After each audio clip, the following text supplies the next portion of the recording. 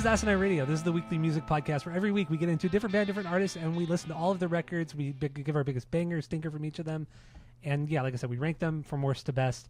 And then we give our top 10 favorite songs from the band at the end of the episode. And this week we are doing the Smiths. We're doing 4 records plus their compilation Hatful and Hollow. What is that comp called? I don't know. Hatful of Hollow. Hatful of Hollow. I'm thinking of there's a band called Viva Hate, and they have their album is called Hateful and Hollow.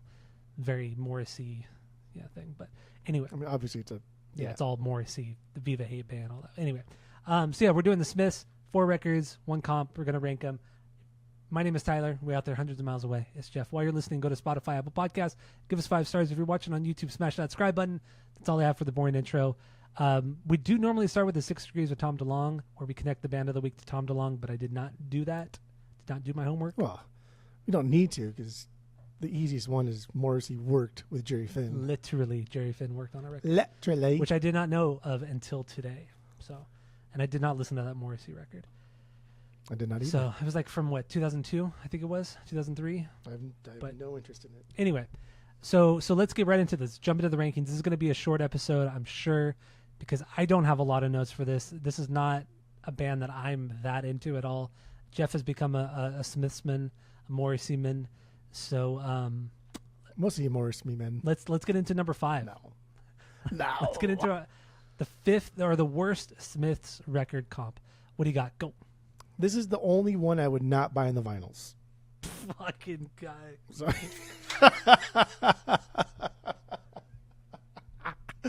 So there we go. And that's just fucking nuts that you would buy any of these. That's just I already bought one. I know you did. I know you bought one. Oh my god. Yeah. So Meat is Murder, their second record, 85.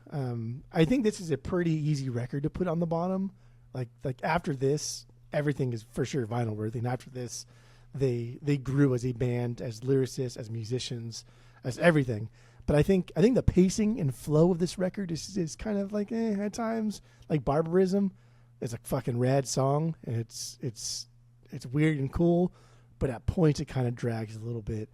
And I don't see this as a step in the right direction after their first record, or even like Hatful, because like they took the best song from Hatful and threw it on here, which is How Soon Is Now. So how I don't know, but it was like a bonus track in the U.S. So I don't know. It's good. I don't think it's a bad record. I think we're already like in the 1.5, 1.75 territory. But this one does have some bangers on here. There's some good fucking songs on here, so it wasn't a bad record. I just thought the bad songs are kind of like really bad, and there is one true stinker, and there's a lot of filler, and there's only like 3 bangers for me. So it's a little boring overall. The Headmaster's Ritual, I think this may be their best opening track they've ever done. It's a perfect statement that the record has a lot of trouble following up. But like fucking hell, man, this may be the best opener that they've ever done. But then Meat is Murder, dude. Like that's easily the worst song. Like that, fuck that song. That song is stupid. The concept is dumb. I don't care if you're vegan, vegetarian. I don't give a fuck. Don't write a song about it. Make me feel stupid for listening to it. Fuck off. All right, so you did mention earlier you would rank this at least a 1.75. So we have a 3-point rating system where 3 is a perfect album. 2 is a good album you're going to continue to listen to. 1 is a bad album, but give it a shot. And 0 is the worst thing you've ever heard. So 1.75 is very high. I said 1.5, 1.75. Oh, you said 1.5? Okay. Well, I said 1.5 or 1.75. Like there's, it depends. It depends. Like this week, I'd probably do 1.75, but throw this at me like in a month, like backed in between 2 records that are not in this genre, I'd probably do like a 1.5, but no less than 1.5, no higher than 1.75. Done. Got it. Get it. Okay, so I will say I will not get any of these on vinyl. Good. I did also all of these records I listened to at least 3 times over the last week and a half. So I did give these records a lot of time. Spent a lot of time listening. Gave them a lot of shots. I don't get it. I really, really don't get it. I don't really enjoy these songs. I don't really enjoy these records. So that's why my notes are so minimal on the rankings. Once we get to the main album, when we get into the self-titled record, I took more notes on the lyrics because the lyrics are really where it's at. A lot of it. I mean, there are parts and some songs that are different, But overall, I just think their music. I think the music.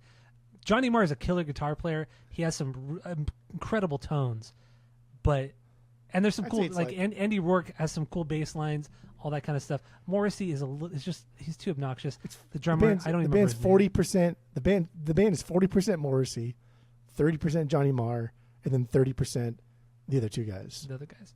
Or are you gonna do it like the lawsuit where it was 40 Morrissey, 40% Morrissey, 40% Johnny, and 10% for the other two? I mean, that's not unreasonable. I think that's fucking fair. It's not. Yeah. And they're lucky they got 10, to be honest. So well, what's his name? The drummer Andy Rourke dropped off of that lawsuit in the 90s, and then because it's costing you more money in lawyer fees than to get the fucking money back. But then they ended up getting like an even 25% split. And that's why they don't fucking tour anymore. That's why they didn't put no music out. That's why they did nothing else after that. Because fuck you. You're not getting any more of this music that I wrote most of. Yeah. Johnny wrote all the music, and then Morrissey wrote all the lyrics. Obviously sang. So, but yeah, so my number. So yeah, with that being said, I don't really like this music. Number 5 for me, Strange Ways, Here We Come. 4th and final record from 1987. The production's bigger. It's a lot more layered than everything we had heard prior to this, and that's not necessarily a bad thing because a lot of their earlier records are pretty stripped down and not a lot going on, from a production standpoint. So I'm really not saying that in a negative way, just more of an observation. And also on this record, there's even like some distortion on the guitars, which I don't think you ever hear on the first 3 records. Is distortion on the guitars or like proper like distortion power chords, things like that. You don't hear that until the last record. Also, this is the record where all 4 band members have agreed this is they feel this is the best record they ever put out. They didn't tour on this record. They broke up before the record even came out. So this is just a kind of a weird one for them. Banger for me, Death at One's Elbow. This is just a really solid country infused song. They do some cool country stuff throughout their records. I enjoyed it. Stinker, Last Night I Dreamt That Somebody Loved Me. I thought the song was really boring and stupid. I did not like it. So, Strange Ways, Here We Come, my number 5. Strange Ways, Here We Come. What do you got for number 4? That's my number 4. Their 4th record, Strange Ways, Here We Come. The year we were born did. Mm-hmm. It was fun reading about this, right? They wanted to make a different record that was different than the rest of the last ones they put out. And it seemed like the recording of this was kind of fun. Like they had a fully stocked cellar full of wine at all times. They partied after every session, playing Spinal Tap covers into the night. Morrissey went to bed early every night to fucking read because he's a nerd. And not only read that, but read his anthology of Sylvia Plath novels. Nerd. Fucking read. This is why reading's most dumb. This is why no one should ever read ever because it's just so stupid. Well, settle down. Reading is literally the dumbest thing you could possibly do. I read every night. I know. Because it makes sense for you because you go out every weekend, so then you stay home during the week and you read. I don't go out ever. I rarely ever go out. For now on the pod, we're going to have a segment of like, how often did Tyler go out this week? You go out way more than I do. Did Tyler go out? I go out once a week. That's it. I don't even go out. I barely even go out once a week. That's the new segment. I swear to God. The new segment is, did Tyler go out this week? And I'm gonna make a note of that actually after I'm done talking about outside of like the next couple weeks, outside of that, I never ever go out. Ever. And I don't even go out like really. I on the way home from riding my motorcycle, I just stop by like with Sloan and we get a bite to eat and then we go home. Bike. It's a motorcycle. It's a fucking motorcycle. There's no difference. Same thing. I look just as cool. Your electric bike that goes 15 miles an hour. Hey, oh! That's like 1,000 kilometers over there. So, they don't even know. So yeah, Morrissey's a nerd. But this is their most adventurous record. Like you said, often praised by them as their best. But I think that's just them fucking doing the Smiths as best they can because the Smiths are just, whenever they speak about their own music, it's always just like, what the fuck are you say? Like, why do you say that? Just be honest, right? Just be real. Like, God damn. Yeah. And that's one of the things I hear. I think they tried to be better and bigger musicians here. Saxophones, orchestral arrangements, auto harps. There's a lot of stuff going on here. I think there's a lot of good filler in here. I don't think this one has any bad songs like Meat is Murder, but the biggest bangers on here I don't think are as good as the biggest bangers on Meat is Murder. So I don't know if I'd if I'd rather, I don't know. It's weird because like Johnny Marr at this point is just a master at his fucking craft. But I don't know what I expected from them, but I know that I didn't want this. If that makes sense. Okay. So my biggest hit here is "Death of a Disco Dancer." I mean, like, Good fuck, song. dude. It's a Radiohead decent song, all over this shit, and much of their entire discography, obviously. But solid song, slow, dramatic build ends in this like just beautiful, chaotic mess of a jam outro. I won't share you my stinker, my worst song. I just don't like the idea that this is the last Smiths that we got, even though they already broken up. But like, this is the last recorded Smiths that we got. Like, I don't know. That sucks. Yeah, I don't think it sucks, but It sucks. Did you listen to any Morrissey solo records? The records, no. I listened to several songs, yes, but not Okay. any records, no. I didn't do any solo records or even songs. I didn't do anything. It was tough. Yeah, I mean, I really, really tried with these Smiths records. I Sounds spent like it. more. No, come on. Listening Hey, to goodbye, all of these goodbye. records 3 fucking times when I don't enjoy this music because I want to get it. I really want to understand it, but I don't fucking get it. I think it's about like you have to put on certain type of lens when you listen to something like this. And for us, I think it's more like you're still kind of like scratching the surface of the Radiohead thing, and I know you like But the I live like thing. Radiohead. Well, you don't like all of Radiohead. You like some Well, of I Radiohead. like- and you like I a like very it- small I percentage like of at least- Radiohead. And even that I like at small least half percentage of it. Radiohead is like I like at least half of it. it's like the easy Radiohead to get into. Like Oh, every God. fucking likes Kid A because it's fucking perfect. I get it. So like at some So, point, you and Skip are just so. I literally like complimenting Frustrating. you. Like Radiohead's No, tough to get into because a lot of the songs do sound the fucking same. You're not complimenting me. This is like a backhanded thing, or a subtle. I'm literally saying. saying I'm trying to like tell you like No, how. no. Okay, go ahead. I know what Tell you me do. what. I know what you do. I know what you do. Okay, so now that you're there's, done. There's a subtle dig. Here's There's what a I was subtle dig. saying. Like you need to put on a specific type of lens when you listen to the Smiths here. And I was saying that you're still kind of like a newfound Radiohead man. You liked the live album a lot. You thought it was really fucking good, right? Great record. Yeah, but I when we get it did on the vinyl. rankings, you were like, that record it's not that great. But that's whatever. Like Radiohead's a different kind of band when they're playing live versus the studio. True. And a lot of Radiohead does sound the fucking same. But when you kind of get into them, you like the nuance of Radiohead, you're kind of like, oh yeah, I get it now. Like that's kind of where the Smiths is. And I don't think that you're a big like indie rock guy. Like a lot of like I'm not for the most part. and so like that's like there would be like like Britpop without that. Maybe the probably would be Britpop, but Britpop would not be as popular had it not been for the Smiths. Indie rock would not be where it's at today if it wasn't for the Smiths. And those are kind of like genres that you don't particularly always care for. It's not a dig or nothing. I'm just saying this is just the way it is. So I think like when you listen to the Smiths, you have to just understand like, okay, I need to listen to this as if I'm, a Hot Heat fan from 2002 or a Arctic Monkey fan from 2003. And if once you that's what I did. Once you put yourself in that position, then it opens, and then you're like, okay, no, now this is good, and then you can go back to being normal you. That's what I did. None of that was a dig in any way, shape, or The fucking last form. part was though. Then you can go back to the normal you. That was certainly a. I subtle- literally just said that's what I did. That's like literally what I did. Okay.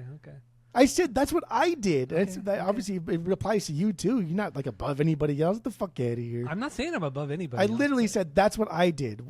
The reason why this clicked for me is that I put myself in that position. I was like, okay, if I'm a kid in see- like the early to mid 2000s, listening to stupid fucking indie rock or even like Britpop music from like the 90s, how did I get here? Oh, I got here because of the Smiths. And once I realized that, I was like, okay, now I can enjoy the Smiths on a different level than I normally would because I took my normal goggles off that I usually listen to things on. And like just because you listen to the record, because I did the same thing. Because we kind of skipped a week. The first week I was like, this shit sucks. It just fucking sucks. I don't like it. This is awful. And I even texted you. I was like, this could be a fun shit episode. We haven't done this shit episode in a long time. And then it clicked. And then I was like, okay, I see these in a different light, a different perspective, and now I get it. But I still think that you're not doing that. Just because you listen to them back to back, right, 3 days in a row, doesn't mean anything. You can do it 1,000 times. You still can hear the same thing. You got to put yourself in a different, like, I don't know, a different ionosphere and just let it. I get it. Let it ride, man. I get it, but I guess the counter argument to that is just because they inspired a future genre doesn't necessarily make it good or great. Because I know you bands in like the 90s saying that and just because X doesn't mean Y. I know. But you agree with me on that. Just because somebody did it first doesn't mean it I makes know. it This is another one. great or the best. Another one. Tyler's top 10 saying just because X it's not doesn't a top mean 10, Y. Top 10 yes, saying. it is. You say it a lot. People use it. People use that excuse as a crutch, and that's what nobody that's even what says it anymore. Like they did it first. No one says that in a way where it's like nobody. Like that means they're the best. They just nobody's. Well, this band does it first. Like nobody. Says that. No. Nobody. I mean, Skip will do it from time to time, but like. No, but he only likes whoever did it. He only likes who did it best. He doesn't care who did it first. He only likes who did it best. Who did it best? Everybody, you're the best. I mean, like to be fair, right? The second place is just the first loser. So he's more of like that kind of mindset. You're either the best at it or you're just fucking everybody else. You're trash. Yeah. If you're not Blink-182, fuck everybody else. Go. If you're not David Bowie, fuck everybody else. Not Radiohead, fuck everybody else. Fuck everybody else. Cyberbullying, dude. So yeah, my number 4. Whatever. I guess people will get mad about this one, but The Queen is Dead. The Queen is Dead. Third record from 1986. I thought this record was just fine. I didn't think it was as varied as the first 2 records, as the self-titled and Meat is Murder. I feel like they just kind of they saw what made them popular on the first 2 records, and they're like, let's try to make more of a record like that. Yeah, there are songs that deviate into other genres or take from other genres and all that, and that's fine. But to me, on this record at least, not as many songs stood out to me, and that's why I ranked it as low as I did. Because yes, I have my top 10 Smiths, but I compiled like a song of like 22 or 23 songs originally, right? And then I whittled it down to 10. And out of all the records, this is the song. I think I took 3 songs off this record. Strange Ways, I took 1 song off that record as a banger. And then that's really kind of how I ranked this, like how many bangers I had from each record. And that's where these are sitting as ranked. Okay. Okay. So, yeah, The Queen is Dead. I get people, this is like some people's favorite record. I think Fred of the Pod Skip, that's his favorite record. Your cousin Talina, this is her favorite record because this is why we did this record on a Lost episode back in 2018. We did The Queen is Dead because she loved this record, and you and I shit all over it, and then she got mad at us, which was fun. I text her today too. Did you really? Yeah, of course. That we were doing this. But yeah. Anyway, The Queen is Dead. It honestly, in the end, none of these records are bad. It's not for me. And yeah, The Queen is Dead is my number 4 banger. I do really like this song. What is it? Viker in a Tutu. Is it Viker? I don't know how to pronounce that word. I thought this was Viker. Viker. But it's an upbeat song. It bounces along really nicely. And you'll notice with my top 10, all of my top 10 are songs that don't sound like the Smiths. that don't sound like normal Smith songs. Because they did so much of the same stuff that I just got. I like the weirder shit. But Stinker, Never Had No One Ever. I just don't care. Okay. I don't care. Okay. So, what's your number 3? The Queen is Dead is my number 3, and the Queen is Dad, probably inbred fucking weirdos. I get it. Like this might be like their best. This might be like objectively their best, and I don't know. A lot of people like across like all demographics of music think this is it, and it's consistently named in like one of the best albums of all time. I have just no nostalgia for this band whatsoever or this record. So like late 30s me coming into it and peeping this record. This is where it sits right now. I think Johnny Marr is fucking top notch. Maybe peak on this record. You could probably just dive into like an instrumental version of this record and still be pretty impressed at what he does. Because dude, Johnny Marr is not like a top guitarist of like the 20, 30, 40 range, but he might be 50. And we'll get more into him. He's a cool guitar player. I like his guitar playing. He's unfucking real. Yeah. Like he is amazing. The production on this one helps the record, whereas I think on the self-titled, the production hurts the record. I think so. Yeah, dude. The first one is, and then we'll get more into that when we get there.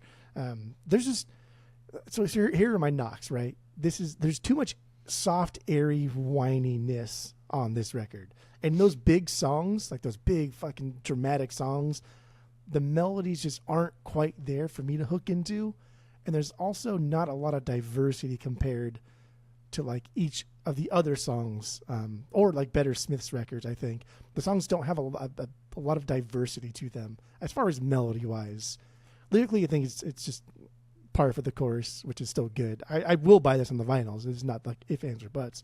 Next time I see this in the wild, or if it comes to the store, I will take this home. I will buy it. It's cool. I understand why people think this is their best, and maybe we'll creep up in my rankings in a little while. I don't know. For now, it sits here. That's what I got. Okay. Some Girls Are Bigger. That's my banger. And that's a good song. The close. Some girls are bigger than others. Yeah, that almost made my top 10. And it's funny because first of all, it's coming off after There's a Light, which is just like those two songs are just a complete contrast of each other, and that's such a Smiths thing to do is put this joke song at the end. But it's not about like fat. It's about boobs. That's it. It's not about like fat girls. It's about like boobs. And first I was like, oh, that's kind of fucked up. He's singing about fat girls, but like no, he's talking about boobs. Like, cool. So there, titties. And then my worst song is I Know It's Over. I don't know, a little too whiny Morrissey, and I don't know. I do like whiny Morrissey sometimes, but this one's a little too much. But yeah, The Queen is Dead solid, dude. It's really, really solid. All right. There you go. My number 3 is Hatful of Hollow, the compilation 1984. So this is just a mix. There's some B-sides on here, but some are just demos and other versions of songs that were on the first record. Originally, I didn't listen to this one, but you're like, you gotta listen to it. There's so many good shit on here. Some yeah, songs it's fucking good. It's fine. I don't know, man. It's totally fine. The one song though, How Soon Is Now? How Soon Is Now? How Soon Is Now? How Soon Is Now? I had no idea. Their song. I had no idea it was Smiths or even Morrissey. So you do like the song? I do. I've always liked this song, but I always thought it was like Tears for Fears. I really thought it was Tears for Fears up until this week. But then thinking about like what Tears for Fears actually sounds like, this doesn't sound like a Tears for Fears song. I just always assumed it was. Dude, that's like I think that's their trademark song. I think that song perfectly. This 100% is like captures everything about the Smiths. That kind of like wailing like a tremolo. Yeah, it's just so it makes this song so identifiable and so unique. It is a really, really good song. But yeah, otherwise, I mean, the comp's cool. It's a comp. You know, I got to put it somewhere, and because a lot of the songs are from the first record, which is a good record, or it's a decent record. It's a decent record. It's their best record. I put this one higher than most. But otherwise, yeah, I don't really have that many notes about this one. Okay, so that's okay. I don't even have a stinker because it's a comp, so I don't have to put a stinker. Wow. I make the rules sometimes. So sometimes. So yeah, number 3 for me, Hatful of Hollow. What do you got for number 2? Hatful of Hollow. Hatful of Hollow, then 1984. Yeah, same year as their fucking debut. The only real knock this gets is like it's a comp.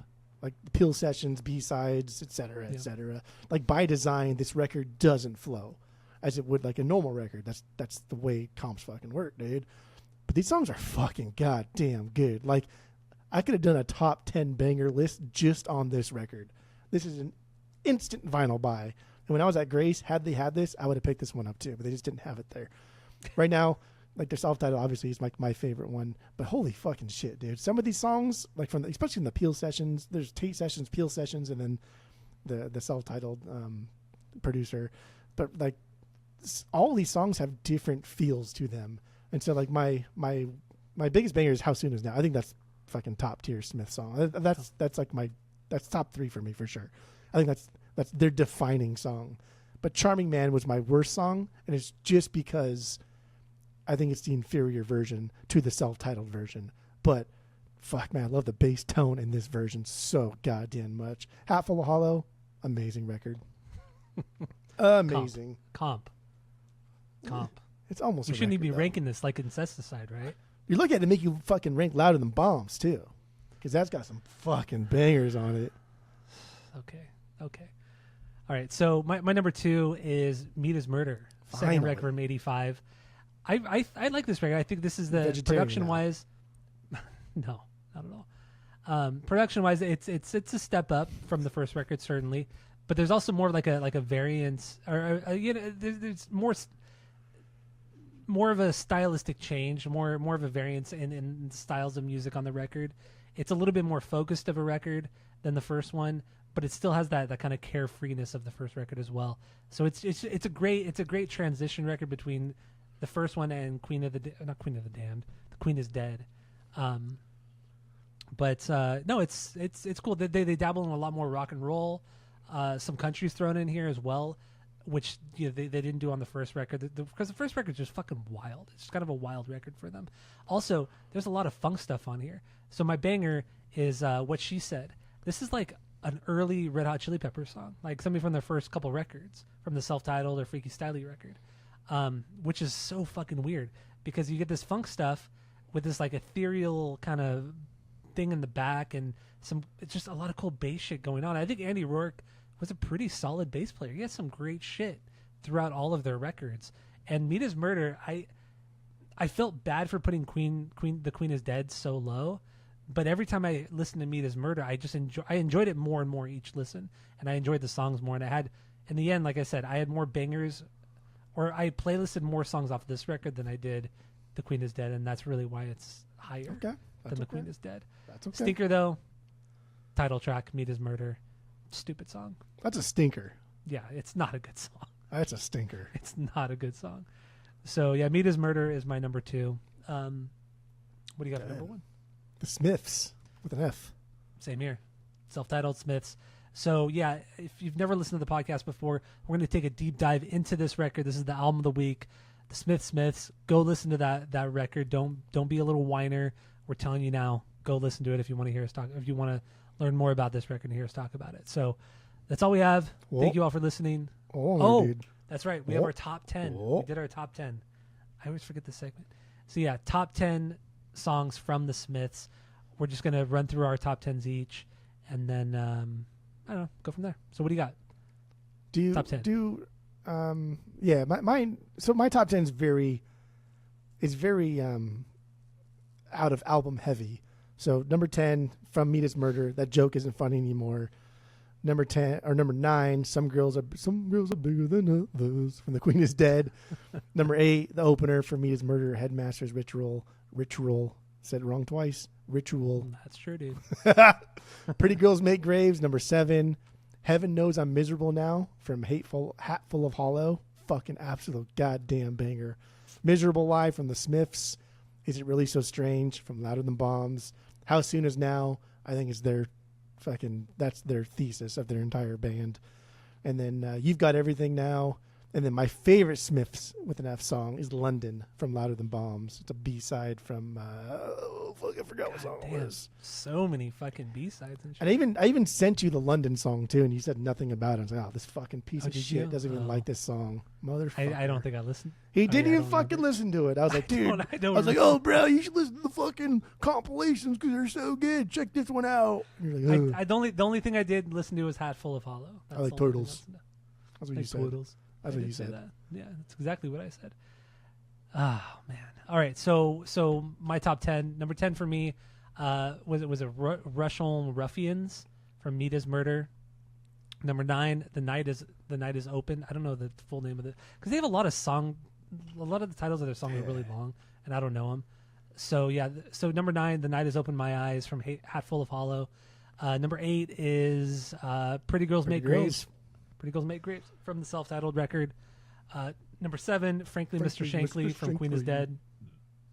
Number 6, Nowhere Fast from Meat is Murder. Number 5, This Charming Man from the Smiths from the self-titled. 4 is Viker in a Tutu from Queen is Dead. 3 is Death at One's Elbow, later track, very country-inspired track from Strange Ways. Number 2, How Soon Is Now from Hatful of Hollow. We talked about that one. But number 1 is Miserable Lie from the self-titled record. I like that song a lot, but we'll get into it on the main episode. Vinyl worthy right there alone. Actually, when I say I like it a lot, I don't really like it a lot. I had to put something there. But we'll get into that on the main episode. So yeah, thank you all for listening. Go to Spotify, Apple Podcasts, give us 5 stars. If you're watching on YouTube, smash that subscribe button. And that's all we got. So that's it. That's all.